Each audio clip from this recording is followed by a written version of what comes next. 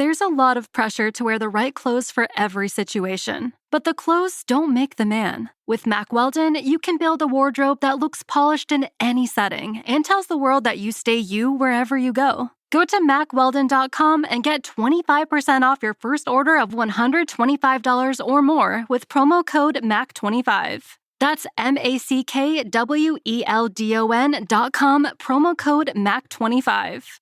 Welcome to the Deep Dive. You're joining us as we explore Digital Product Masterclass.pdf. That's right. Think of this as your fast track to understanding the world of creating and selling digital products online. Mm-hmm. We've got this strategy-packed PDF as our main source today. Yeah, it's pretty comprehensive. And our goal really is to pull out the most valuable insights, maybe some surprising stuff too. Definitely. To help you see the real possibilities of building an online income stream, without feeling like you're drowning in information overload. Exactly. And this PDF, it provides a really structured way to think about the whole process, which I think is helpful. It does. What's particularly interesting, I find, is how it connects the dots. From that initial spark of an idea right through to building something sustainable. Something that lasts. Yeah, exactly. So we're going to focus on what truly makes a digital product work and the essential steps you really need to consider. Okay, so let's jump right in then. The PDF starts, logically enough, by defining what we even mean by digital products. Right, the basics. We're talking about things you can't physically touch, right? Ebooks, online courses you stream, maybe software tools. Templates. Music files. Digital art, anything sold and distributed online. What struck me immediately was just the sheer scalability. Oh, absolutely. Compared to dealing with physical goods. It's a completely different ballgame. It is. And if you think about that bigger picture, that's where the real leverage lies. Once you've put in that effort, that upfront work to create it, the cost of selling it again to the next person and the person after that. It's tiny. It's practically zero. You're not dealing with manufacturing costs, shipping logistics, needing a warehouse. Right. None of that. That fundamental difference. Yeah. That's what unlocks those pretty attractive profit margins everyone talks about. And the market for these things, it seems to have just exploded, hasn't it? Massively. The PDF points to technology, obviously, but also this huge appetite for learning online, for finding digital solutions. It's driven by convenience, isn't it? Totally. Instant access, learning whatever you want.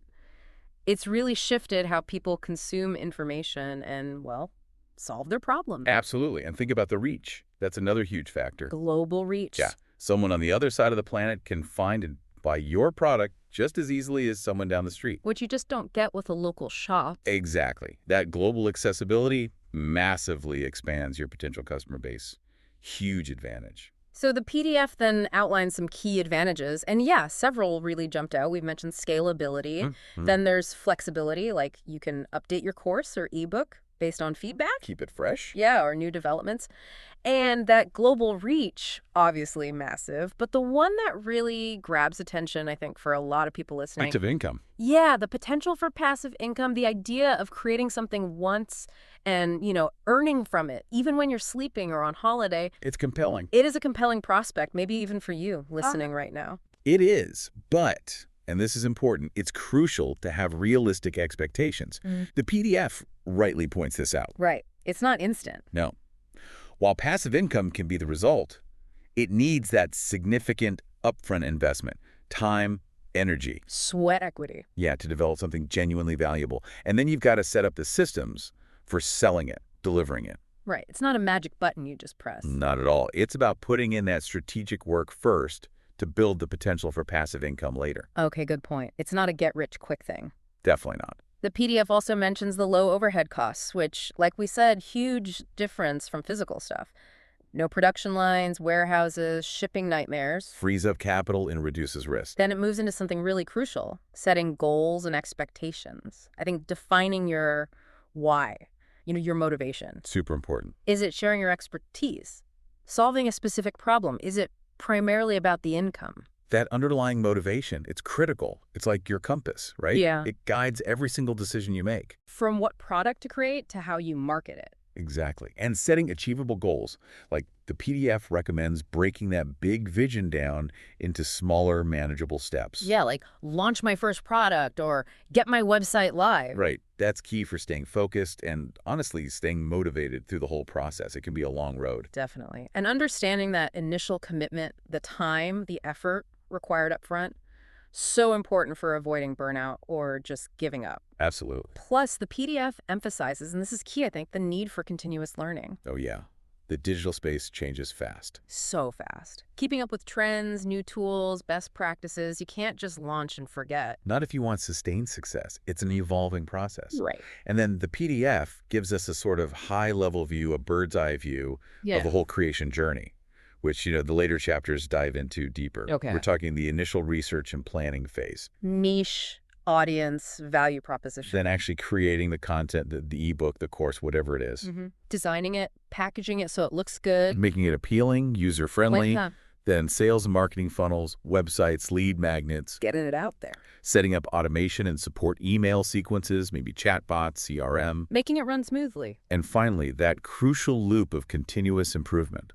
Using feedback, making updates. It's a whole cycle. It's a comprehensive roadmap, really. Okay, so that's a great overview. Chapter 2 then digs into identifying profitable niches. This feels foundational, really? Absolutely pivotal. Get this wrong, and everything else is harder. The PDF really stresses niching down, focusing on a specific market segment. Why is that so important right at the start? Well, what's fascinating here is that by narrowing your focus, right, you can create products that are just incredibly relevant. Hyper-relevant. Yeah, delivering real specific value to a defined group. And that usually translates to higher conversion rates because you're speaking directly to their needs, their challenges. Instead of being kind of vague. Exactly. If you try to be everything to everyone, you often end up meaning nothing much to anyone. You get lost in the noise. Makes sense. So how do you find these niches? The PDF suggests some tools for researching trends. Yeah, practical stuff. Like Google Trends, see what's gaining steam, what's fading. Are there seasonal peaks? Like fitness in January. Exactly. Yeah. Or using social media, Twitter, Instagram, Pinterest. See what people are actually talking about, follow influencers in potential areas. Monitor hashtags. Right. Exploring online communities, Reddit, Quora, specialized forums, is gold for understanding the actual questions people are asking, the language they use. What they're struggling with. Precisely. And even diving into industry reports for more data-backed insights. So it's like becoming a bit of a market detective. You have to be. It's about gathering evidence, understanding where the interest lies, and crucially, what problems people are actively trying to solve. And from there, the PDF logically moves to identifying your target audience within those potential niches. Yeah, you need to know who you're serving. So demographic, research age, gender, income, location, the basics. Gives you a broad picture. But then the psychographic stuff, their interests, values, lifestyles, behaviors, that seems much deeper. Oh, it is. That's where you really start to connect. Knowing your audience isn't just women aged 30, 45. Right. But maybe busy working mothers who value sustainable living and need time-saving healthy meal solutions. See the difference. Yeah, much more specific. Gives you way more to work with. Exactly. And the PDF suggests actually talking to potential customers. Surveys, interviews. Direct feedback. Invaluable. And even creating detailed customer personas, these fictional profiles of your ideal customer. Those personas are incredibly powerful tools. Seriously. Why is that? Because they allow you to step into your customer's shoes. Yeah. To really think like them. It ensures your product, your marketing, everything truly speaks to them. To their needs, their aspirations. Their pain points, it moves beyond just stats and helps you build genuine empathy. Okay. Then comes evaluating the competition and the actual demand. This seems critical. Non-negotiable. You need to know the landscape. Using keyword research tools, see what people are actually searching for on Google. High volume, low competition is the dream, right? Yeah. Analyzing competitors. What are they offering? What are their strengths, weaknesses, pricing? Looking for those gaps in the market. Where can you do better? Offer something different. Estimating the overall market size. Is it big enough? Viability check. And even looking at customer feedback on existing products in the niche. Reviews, comments. See what customers are loving and, more importantly, what they're complaining about. That's opportunity right there. So it's all about understanding if there's a real viable market before you dive in deep. Exactly. This market research really pays off. Finding that sweet spot, enough demand, but maybe not like overwhelming competition. That's ideal. And knowing where current products fall short, that gives you a massive advantage. And finally, in this chapter, refining your niche. It mentions specializing. Yeah, becoming the go-to expert in a smaller slice of a bigger pie. Or focusing on solving one specific problem really, really well. Laser focus. Or even combining different interests like, I don't know, yoga for gamers. Yeah. To create something unique. Yeah, finding those interesting intersections. And I really appreciate the emphasis on testing and validating. The minimum viable product idea, the MVP. Right. Get a basic version out there. Don't spend months perfecting every tiny detail in isolation. Get feedback first. Gather real-world feedback, see how people actually use it, then refine and improve. That iterative approach is so smart in the digital world. Saves a lot of wasted effort. Okay, that makes a ton of sense. Chapter 3 then shifts focus, developing your unique value proposition, the UVP. Ah, the UVP. Crucial. The PDF explains this is basically what makes your product stand out, why customers should choose you over everyone else. It's your core promise of value, what makes you special. So where do you even begin crafting something like that? It sounds important. It is, and it all circles back to that deep understanding of your customers that we just talked about. From Chapter 2. Exactly. The PDF reminds us. Keep doing that customer research surveys, interviews, but also actively analyze feedback on similar products already out there. See what people are saying. What are customers consistently praising about competitor X? What drives them crazy about competitor Y? Those pain points, those unmet needs. That's where your UVP can shine. Precisely. That's your opening.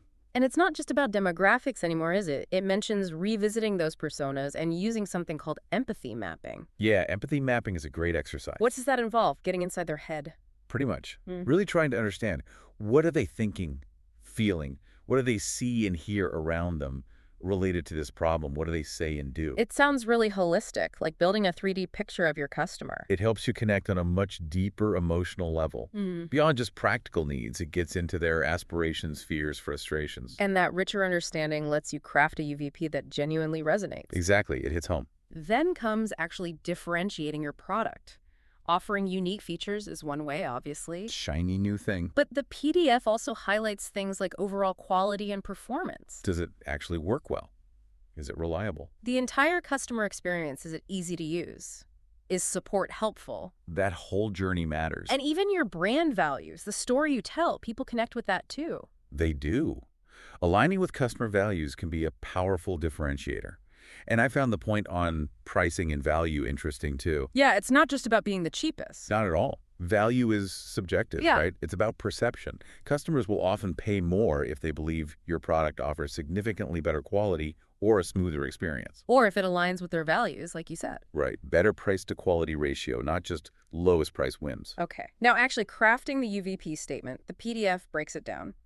A compelling headline. Grabs attention, states the main benefit, like boost your productivity. Then a subheadline or a short paragraph explaining more what it is, who it's for. Designed for busy professionals. Yeah. Then bullet points listing key benefits, how it solves pain points, improves their life. Clear, concise benefits. Using visuals, images, icons, video to support the message. Made to Pangum. And ending with a clear call to action. What should they do next? Try it. Download it. Buy it. Don't leave them hanging. It's like a mini sales pitch distilled. Yeah, exactly. And your UVP needs to be everywhere, right? Prominent, crystal clear. Absolutely. It's the core message. The PDF stresses communicating it consistently across all your channels, your website, landing pages. Front and center. Clear visuals. Email marketing, attracting subscribers, nurturing leads. Tailored messages echoing that UVP. Social media profiles, posts, videos, testimonials. Engaging content, reinforcing your unique value. Advertising Google ads, Facebook ads. Your UVP should be right there in the ad copy. And even how your support or sales teams talk to people. Consistency is key. It builds clarity and ultimately trust. If the message is muddled or different everywhere. People get confused. They don't know what you actually stand for or offer. Exactly. It undermines the whole thing. Okay, that makes perfect sense. Chapter 4 then pivots to the actual creation of high-quality digital products. The nuts and bolts. And the PDF kicks this off by emphasizing, maybe obviously, that quality is fundamental. for a sustainable business, for your reputation. Yeah, no surprises there. Quality is paramount, especially online. Why especially online? Well, your reputation can spread incredibly fast, right? Good or bad. One viral negative review. Ouch. Yeah. A poorly made product can generate negativity that's really, really hard to overcome. So getting the quality right from the start is crucial. Okay, so the PDF then walks through the different types of digital products you might create. It's quite a list. It is a diverse landscape. You've got ebooks, Great for sharing in-depth knowledge, storytelling. online courses, think video lectures, quizzes, resources, maybe a community forum. Super scalable, global reach for education. Software and apps could be productivity tools, enterprise solutions, solving specific problems with tech. Digital art and graphics illustrations, templates, design assets for other creators. Music and audio files, background music, sound effects for multimedia projects. Templates and tools, things like document templates, presentation slides, website themes. Big time savers for people. And even membership sites, exclusive content, community access, often with a recurring fee. Continuous value, recurring revenue.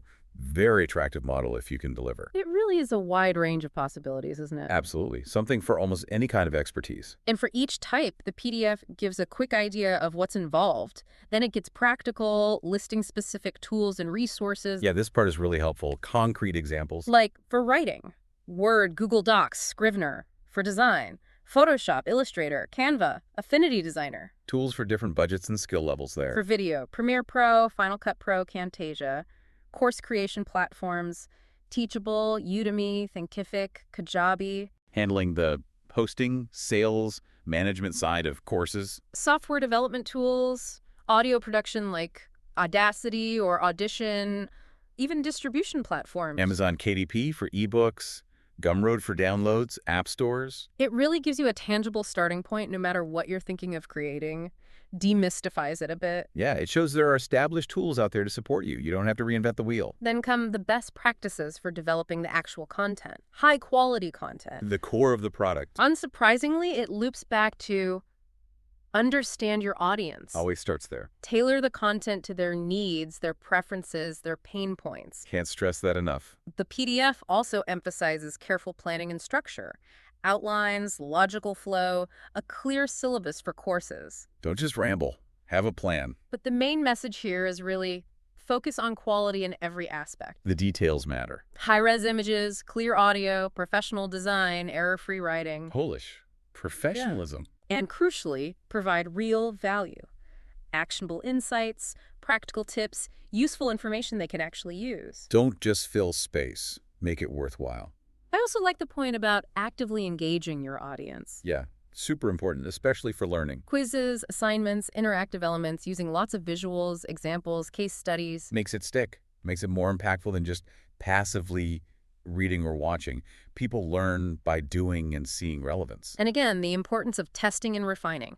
Get user feedback. That iterative loop again. See what's working, what's confusing, and improve it. Essential for long-term success. And finally, staying updated.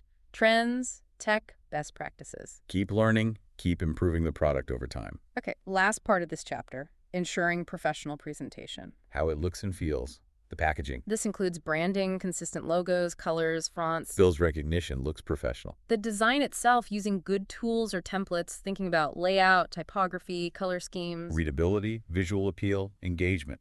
The overall user experience, or UX, easy navigation, clear instructions, intuitive interfaces. Especially for courses or software.